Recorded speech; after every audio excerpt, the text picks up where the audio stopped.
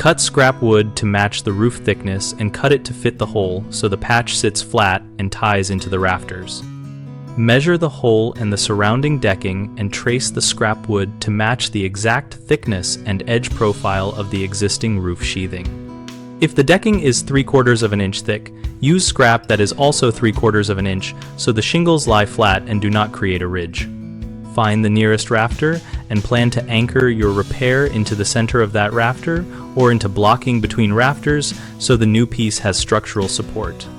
Cut the scrap with a circular saw or handsaw using the traced lines and back the cut with a scrap board to reduce tear out on the top surface.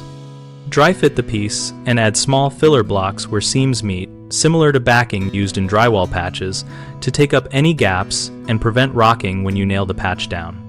Use corrosion-resistant nails or screws set below the surface and seal seams with a compatible roofing adhesive or underlayment strip before reinstalling shingles. The three most common problems are using wood that is too thin, so the shingles ripple, failing to secure the patch into a rafter which makes it loose, and leaving gaps that let moisture get under the shingles. If the wood is too thin, replace it with material that matches the original thickness or laminate pieces until the thickness is correct so the shingles lay flat. Always locate and fasten into Rafter-Center or add blocking between rafters so the patch is anchored and will not flex underfoot. For gaps, route the edges square, add filler blocks or tapered shims as needed, and use a continuous underlayment or compatible roofing sealant to keep water out.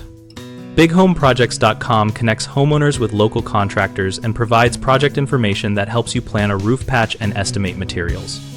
We also help contractors find work and share a discussion community where homeowners and professionals exchange tips and field experience.